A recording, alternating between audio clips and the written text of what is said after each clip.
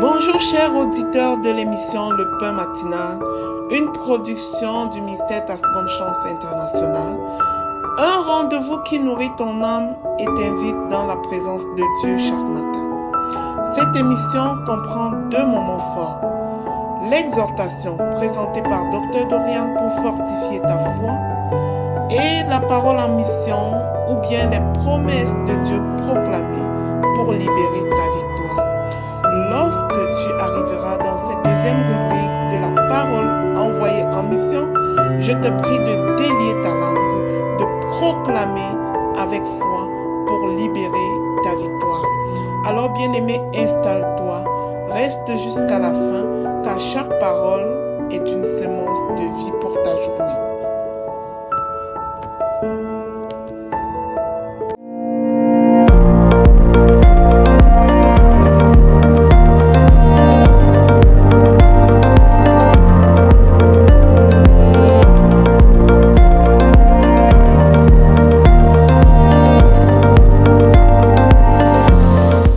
Chers serviteurs audacieux, bienvenue dans l'exhortation de ce jour. Alors, depuis un moment, nous sommes dans notre série potentielle et nous avons observé que nous ne sommes pas venus ici sur terre par hasard. Dieu ne nous a pas créés par hasard. Il ne nous a pas créés par hasard. Il nous a manifestés sur cette terre pour le servir. Et dans le service à Dieu, il a prévu une mission que chacun d'entre nous, toi et moi, nous devons accomplir cette mission-là avant de quitter cette terre. C'est notre raison de vivre, c'est notre raison d'exister. C'est ce pourquoi nous sommes là. C'est pourquoi nous avons observé que dans Jérémie 1, verset 5, Dieu nous a consacrés. Il nous a consacrés pour que nous puissions manifester ou accomplir ou réaliser la mission qu'il nous a donnée. La consécration a permis à Dieu de mettre en nous des dons et des talents, des valeurs, des choses qui allaient, une personnalité en fait, qui allait nous permettre de faire la mission qu'il nous a donnée. Et c'est pourquoi nous sommes tous différents. Parce que à toi, il a donné la capacité, en tout cas, ce qu'il a mis en toi, les dons et les talents, les capacités, la personnalité, les valeurs qu'il t'a données. La finalité de tout ça, c'est pour que tu puisses accomplir une mission qui est bien déterminée. Et moi aussi, j'ai d'autres valeurs, j'ai d'autres capacités, j'ai d'autres dons et talents, j'ai d'autres centres d'intérêt, j'ai d'autres valeurs parce que Dieu a mis ça en moi pour que je puisse accomplir aussi une autre mission donnée. Ainsi, tu ne peux pas faire la formation, par exemple, de médecine pour aller faire le travail de mécanicien. Tout comme tu ne peux pas faire la formation des mécaniciens pour aller exercer la médecine. Ça veut dire que Dieu au départ a déjà prévu, comme le dit Ephésiens 2 verset 10, il a déjà prévu ce que tu dois venir faire ici sur terre. Il a déjà prévu. Et ton travail à toi, c'est quoi? C'est de communier avec lui dans l'intimité afin d'aller découvrir les œuvres que Dieu a prévues d'avance afin que tu puisses les pratiquer. Aujourd'hui, l'exhortation, c'est de vraiment faire attention à son caractère. Pendant que tu es en train de te déployer dans ta mission de vie, pendant que tu manifestes tes valeurs, tes dons et tes talents, ta personnalité, pendant que tu te déploies en fait, il y a une lumière qui va briller en toi. Ésaïe 60 verset 1. En fait, chaque fois que tu te lèves pour faire ce pourquoi Dieu t'a créé, il y a une lumière qui commence à rayonner à l'intérieur de toi. Ça ne dépend pas de toi. C'est quelque chose que Dieu a établi comme ça, tu vois. Maintenant, quand cette lumière-là va apparaître, va jaillir, que tu vas commencer à briller, attirer les foules vers toi et tout, tu dois faire attention à ton caractère. Tu dois faire attention à ton cœur. Parce que la parole de Dieu dit que Dieu résiste aux orgueilleux, il fait grâce aux hommes. Le problème de beaucoup de personnes, c'est quoi? C'est que quand elles commencent à briller, quand cette lumière commence à briller, l'orgueil commence à monter. Et l'orgueil est vraiment subtil, tu vois. C'est pour ça que chacun d'entre nous, nous devons faire attention. L'orgueil est vraiment subtil parce que tu peux être une personne très orgueilleuse, mais tu penses que tu es humble. Moi, j'étais comme ça, hein. Je me rappelle, parfois quand je parlais avec maman, elle me disait, mais est-ce que ça c'est l'orgueil? Et puis moi je disais, ah, maman, dans ma tête, moi je suis une personne très humble. Donc tellement humble. C'est-à-dire que même ma façon de penser que j'étais une personne humble, c'était de l'orgueil, quoi. Donc pour te dire quoi? Que l'orgueil est vraiment... L'orgueil est vraiment subtil, tu vois. L'orgueil est vraiment subtil. Tu dois faire attention à ton cœur. Tu dois faire attention à ton cœur. Attention à commencer à faire comme si tu es arrivé. Attention à commencer à faire comme si les autres n'étaient rien. Attention à commencer à juger les gens, à être dans la critique des gens.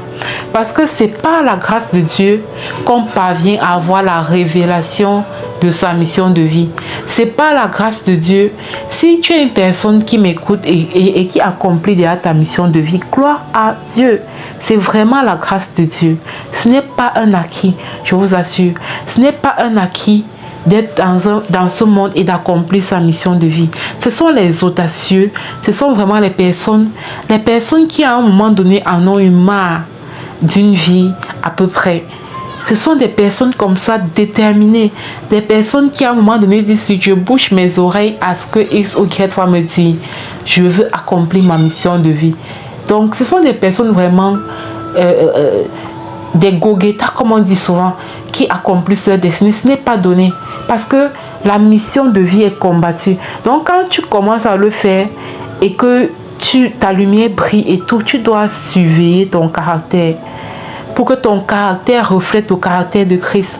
Parce que chaque fois que ton cœur va s'éloigner du caractère de Christ, tu vas rentrer à la vallée en fait.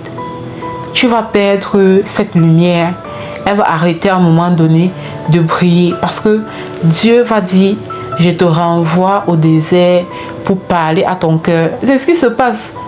Quand tu montes vers le sommet, sans faire attention à l'état de ton cœur, à un moment donné, le Seigneur va te renvoyer à la vallée pour que ton caractère corresponde à là où il est en train de t'amener en fait. Que ton caractère, le caractère que tu manifestes puisse ressembler à là où il est en train de t'amener. Donc c'est ça. C'est de vraiment faire attention à son caractère. Et ce n'est pas par nos propres forces que nous pouvons avoir le caractère de Christ. Ce n'est pas par nos propres forces que nous pouvons vraiment être comme Dieu veut lorsque la lumière commence à briller. C'est l'intimité finalement avec le Saint-Esprit qui va te donner cette capacité en fait de surveiller ton cœur, de freiner certaines idées quand elles viennent, de pouvoir te parler en te disant non, il faut que je sois comme Jésus, il faut que je fasse comme Jésus, il faut que je réagisse comme Jésus, il faut que je vraiment avoir cette humilité là en fait. Bon, c'est ça. Et la Bible dit que l'humilité précède la gloire. C'est pendant que tu auras cette humilité que tu auras vraiment ce désir profond de manifester le caractère de Christ, alors que les paillettes, alors que la lumière est sur toi. Vraiment, Dieu, il aime ça, il agrée ça. Et pendant que tu le fais, il va davantage te lever. Alors, c'était ça l'exhortation de ce jour. J'espère que cela t'a parlé. Voilà, n'hésite pas à télécharger notre application Le Pain Matinal sur Play Store. Tu écris Le Pain Matinal. Et n'hésite pas également à nous partager ton témoignage si tu es impacté par l'un de ces audios. Que le Seigneur te bénisse. À demain pour une autre exhortation. Shalom, shalom.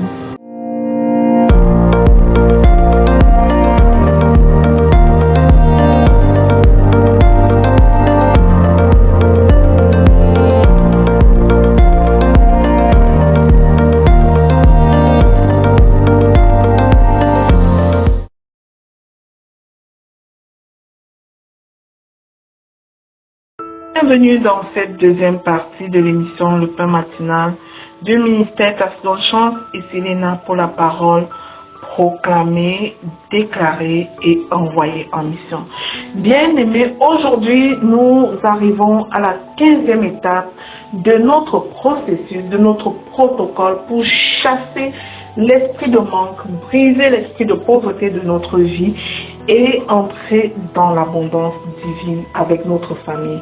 Bien-aimé, aujourd'hui précisément, je vais t'inviter à couvrir ta famille de bénédiction. Nous allons couvrir nos familles de bénédiction. Nous allons prophétiser sur nos enfants. Nous allons déclarer que notre maison est le territoire de prospérité. Nous allons déclarer que nous sommes des familles de bâtisseurs et de donneurs pour le royaume de Dieu. Le Psaume 23 nous révèle un Dieu qui conduit, protège et pourvoit. Lorsqu'il est notre berger, sa paix et sa provision s'étendent au-delà de nous. Elle couvre notre famille, notre maison tout entière et les générations à venir, c'est-à-dire notre descendance. Couvrir nos familles de bénédiction, c'est reconnaître que chacun de nos foyers est un territoire spirituel marqué par Dieu. Un lieu où Dieu désire établir la sécurité, l'abondance et la paix. Alors, prophétiser sur nos enfants, ce n'est pas anticiper par crainte, mais c'est déclarer par la foi. C'est dire nous vivons par la foi et non par la vue, et parler sur la vie de nos enfants, appeler leur destinée, leur protection, leur santé, leur avenir sous la conduite du Très-Haut. Lorsque la maison est placée sous la seigneurie de notre Dieu, elle devient un lieu de repos, un lieu de croissance et de prospérité à tous égards, prospérité équilibrée dans tous les domaines de notre vie. Notre Dieu, mon bien-aimé, ne nous conduit pas vers le manque. Sa parole dit qu'il nous conduit vers des verts pâturages.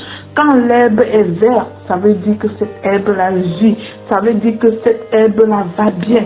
Donc notre Dieu nous conduit vers de verts pâturages. Il restaure les âmes, il affermit les cœurs et fait de nos familles des bâtisseurs et des donneurs pour le royaume. Il fait de nous des porteurs de bénédiction pour les autres. Tu sais, bien-aimé, il nous appelle à soutenir la veuve et l'orphelin.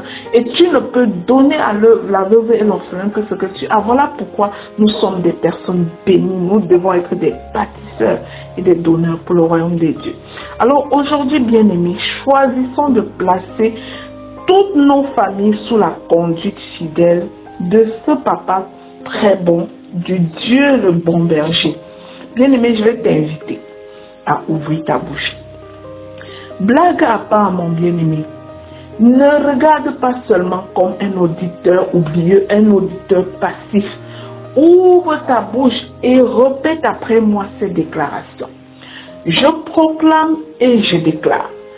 Déclare avec ferveur, bien-aimé, avec foi. Je proclame et je déclare que l'Éternel est mon berger. Je ne manquerai de rien. Il est le berger de ma famille.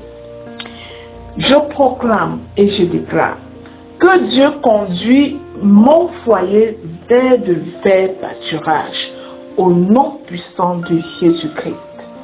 Je proclame et je déclare que Dieu règne dans ma maison au nom de Jésus. Je proclame que mes enfants marchent sous la protection divine dans le puissant nom du Seigneur Jésus-Christ. Je proclame et je déclare que leurs pas sont dirigés sur des sentiers de justice au nom de Jésus. Je proclame et j'annonce que l'âme de mes enfants est restaurée par le Seigneur au nom de Jésus. Je déclare que ma maison est un territoire marqué par Dieu. C'est un territoire de prospérité et de repos au nom puissant de Jésus-Christ. Je proclame et je déclare que dans ma maison, nous donnons la priorité à l'Éternel. Mon Dieu prend la première place. Nous n'avons aucun idole. Nous nettoyons notre maison de toute impureté par la grâce de Dieu et nous célébrons l'Éternel au nom de Jésus. Je proclame et je déclare que la peur et le manque n'ont pas d'autorité sur ma famille. Au nom puissant de Jésus, nous appelons la bénédiction et elle arrive. Notre bouche contient toutes sortes de bénédictions. Nous prophétisons, nous appelons la bénédiction et elle arrive. Au nom puissant de Jésus-Christ, je proclame et je déclare que Dieu prépare une table de bénédiction pour mon foyer. Au nom puissant de Jésus-Christ, je proclame que cette bénédiction vient du ciel. La richesse du ciel s'établit et est manifeste dans ma maison. Au nom puissant de Jésus-Christ, je proclame et je déclare que l'abondance de Dieu déborde dans notre maison. Nous sommes dans l'overflow. Au nom puissant de Jésus-Christ, le débordement est manifeste. Nous sommes les témoins de la gloire de Dieu sur cette terre. Au nom puissant et glorieux de Jésus-Christ, je proclame et je déclare que ma famille est une famille de bâtisseurs. Au nom puissant et glorieux de Jésus-Christ. Je proclame que nous sommes des donneurs, guidés par la sagesse de Dieu. Nous sémons dans la bonne terre et nous récoltons au centuple, comme Isaac, au nom puissant de Jésus-Christ. Je proclame et je déclare que ma famille et moi, nous sommes de la descendance d'Abraham. Et l'alliance de Dieu sur la vie d'Abraham descend jusqu'à notre génération. Au nom puissant de Jésus-Christ, je proclame et je déclare que la bonté et la grâce m'accompagnent et accompagnent chaque membre de ma famille tous les jours. Au nom puissant de Jésus-Christ, je proclame et je déclare que notre foyer demeure sous la fidélité et la provision de Dieu. Au nom puissant et glorieux de Jésus-Christ, je scelle et sécurise ces proclamations dans le sang précieux du Seigneur Jésus-Christ. Elles sont oui et amen dans chacune de nos familles. Amen, amen, amen. Bien-aimé, n'oublie pas de partager cette émission autour de toi pour être à ton tour un canal de bénédiction pour les autres.